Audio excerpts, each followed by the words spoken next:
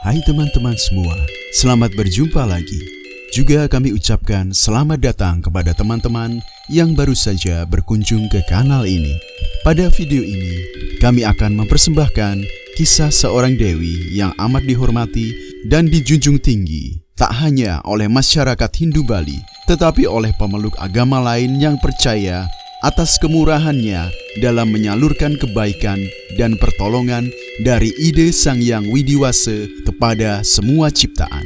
Sebelumnya kami mengucapkan Sugre Tabik Pekulun, Ide Betari Ratu Nyang Sakti.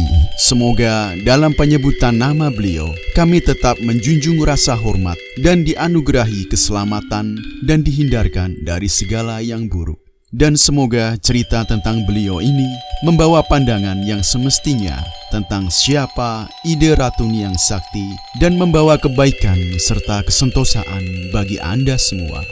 Sebelum cerita ini dimulai, dukung kanal ini dengan menekan tulisan subscribe agar Anda lebih mudah mendapatkan video-video dari kami. Selamat mengikuti. Hikayat atau asal mula Ide Ratu Nyang Sakti berhubungan erat dengan Dang Hyang Nirarte atau Empu Nirarte atau Pedanda Sakti Wawurauh atau disebut juga dengan Dang Hyang Dwijendra. Beliau amat dikenal sebagai tokoh agama Siwa asal Majapahit yang menyebarkan aliran Siwa di Bali. Seorang pengelana Hindu abad ke-16 dan penulis lontar Dwijendra Tattwa. Alkisah, pada tahun Saka 1411 atau 1489 Masehi, Dang Hyang Nirarte mengadakan perjalanan dari Jawa ke Bali bersama anak-anaknya, yakni Ida Ayu Swabawa, Ida Ayu Kuluan, Ida Lor, Ida Wetan, Ida Rai Istri, Ida Telaga, dan istri beliau, Sri Patni Kaniten. Karena kesaktiannya, Sang Resi menyeberangi segara rupa atau yang sekarang dinamai Selat Bali dengan selamat, hanya menggunakan buah waluh pahit. Sedangkan istri dan putri-putrinya menaiki perahu bocor. Namun demikian, perahu itu tidak tenggelam. Setelah sampai, mereka beristirahat di bawah pohon ancak. Lalu didirikanlah di situ Pura Ancak. Dang Hyang Nirarte pun bersumpah bahwa ia dan keturunannya tidak akan memakan buah waluh selamanya. Ketika berjalan ke arah timur, Dang Hyang Nirarte mendapati seekor naga dengan mulut yang menganga bagaikan goa. Dimasukinya mulut naga itu hingga masuk ke dalam perutnya. Di situ ia menemukan sebuah telaga dan bunga tunjung yang sedang mekar berwarna putih, merah, dan hitam. Dipetiknya bunga-bunga tunjung itu. Setelah ia keluar dari mulut naga, hilanglah naga itu. Tiba-tiba, tubuh Dang Hyang Nirarte berubah warna secara berganti-ganti sesuai warna bunga itu. Sebentar-sebentar putih, lalu menjadi hitam, lalu sebentar-sebentar berwarna merah. Hal itu menakutkan istri dan anak-anaknya, sehingga mereka lari berpencar tak tentu arah. Dang Hyang Nirarte akhirnya berhasil mengumpulkan mereka semua, kecuali Ida Ayu Swabawa. Putrinya itu ditemukan dalam keadaan lesu dan pucat. Ia memohon kepada ayahnya supaya dianugerahi ilmu gaib agar dapat hidup seperti dewa. Dang Hyang Nirarte mengabulkan keinginannya. Ida Ayu Swabawa akhirnya moksa dan berubah menjadi sosok Niskala yang dikenal dengan Betari Melanting yang berstana di Melanting dan dihormati sebagai Dewi Pasar.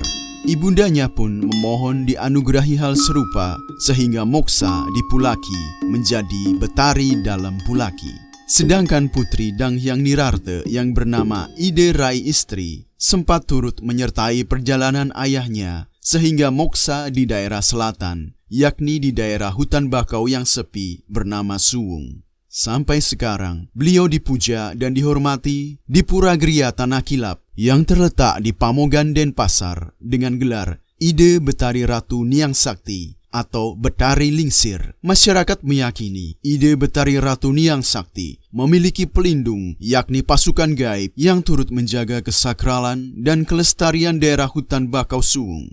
Tak heran bila ada pantangan-pantangan yang harus diindahkan di wilayah tersebut, yakni tidak berkata-kata kasar, tidak boleh merusak hutan, dan tidak boleh mengambil hasil alam secara berlebihan di dalam hutan. Dikisahkan, ada seorang nelayan yang mencari ikan di daerah hutan bakau-suung. Ia mendapatkan gundukan tanah kosong di antara hutan bakau dan segera menancapkan galahnya untuk menangkap ikan. Tetapi tak ada satu ikan pun berhasil didapatnya. Tiba-tiba dilihatnya sosok seorang perempuan tua yang berjalan terbungkuk-bungkuk memegang tongkat. Perempuan itu berpesan kepadanya agar dibuatkan pelinggih untuknya di gundukan tanah kosong itu. Lalu di tempat itu dibuatkan pelinggih yang kemudian dikenal sebagai Pura Prapat Nunggal. Konon, selain pernah menampakkan diri dalam rupa seorang perempuan tua yang selalu tersenyum dan memegang tongkat, Ratu Niang pun menampakkan dirinya dalam wujud seorang perempuan berambut panjang yang amat cantik. Pelinggih ide Betari Niang Sakti juga dapat ditemukan di jembatan dekat Pasar Wangaye dan pasar yang sering dikunjungi oleh pedagang dan penduduk sekitar. Mereka mengaturkan sesajen dan bersembahyang di depan patung sulinggih wanita yang tak lain adalah penggambaran sosok Ratu Niang Sakti. Menurut anak agung Gede Agung yang biasa dipanggil Turah Belanda, yakni pemangku di pelinggih tersebut, dulu, Ratu Niang terlihat oleh ide Pedanda Bajing sedang berjalan-jalan atau melancaran di lokasi itu. Ide Pedanda Bajing pun menyuruh Turah memberi rarapan. Setelah Turah membawa rarapan, tiba-tiba sosok Ratu Niang pun menghilang. Banyak kejadian aneh yang dialami masyarakat di lokasi pasar, seperti mendadak para pedagang kehilangan uang hasil berjualan. Diduga hal itu terjadi karena mereka tidak menghormati keberadaan pelinggih Ratu Niang di lokasi mereka mencari nafkah. Hal itu terjadi pada awal-awal pelinggih baru dibangun, sehingga banyak pedagang yang tidak ngeh. Seiring berjalannya waktu, semakin banyak mereka yang tangkil atau menghadap, mengaturkan sesajen dan bersembahyang di sana. Ada yang memohon diberi jodoh, akhirnya mendapatkan jodoh. Ada yang ingin mendapat pekerjaan, juga dikabulkan. Ada yang memohon keturunan, juga dikabulkan. Namun ada juga cerita seorang ibu penjual nasi yang berkaul bahwa ia akan memberikan wastra atau kain apabila permohonannya mendapatkan anak dikabulkan. Permohonan itu terkabul, tetapi sayang, saat berusia 42 hari dan hendak diupacarai, bayi itu tiba-tiba meninggal. Hal itu terjadi karena diduga ibu itu lupa menepati kaulnya pada Ratu Niang. Khusus untuk mengobati orang sakit, biasanya Ratu Niang menolong melalui perantaraan Turah Belanda, walaupun tidak harus melalui mantra yang panjang seperti diucapkan Pedanda. Turah selalu mendapat kemudahan saat mengobati orang. Apapun yang diambilnya dapat digunakan sebagai media penyembuhan seperti air atau daun. Panjenengan Ratu Niang yang terletak di Jalan Kumbakarna selalu ramai oleh pengunjung, baik hari suci atau rahinan maupun hari-hari biasa. Uniknya, masyarakat yang tangkil ke sana tak hanya umat Hindu, tetapi masyarakat Tionghoa yang juga memohon berkat dengan cara yang mereka anut. Ada kisah seorang pedanda yang tangkil di panjenengan Ratu Niang mendadak kerauhan dengan berkata-kata dalam bahasa Tionghoa. Maka masyarakat Tionghoa percaya bahwa sosok Ratu Niang adalah Dewi Kuan Im, yakni Dewi pembawa rezeki dan kehidupan. Masih banyak lagi kesembuhan, kelancaran rezeki, bahkan perubahan hidup ke arah yang lebih baik yang dialami masyarakat terjadi berkat perantaraan ide Betari Ratu Niang Sakti. Bila teman-teman ada yang mengalaminya, teman-teman boleh menuliskannya di kolom komentar. Demikianlah kisah-kisah yang dapat kami himpun dan bagikan tentang ide Betari Ratu Niang Sakti.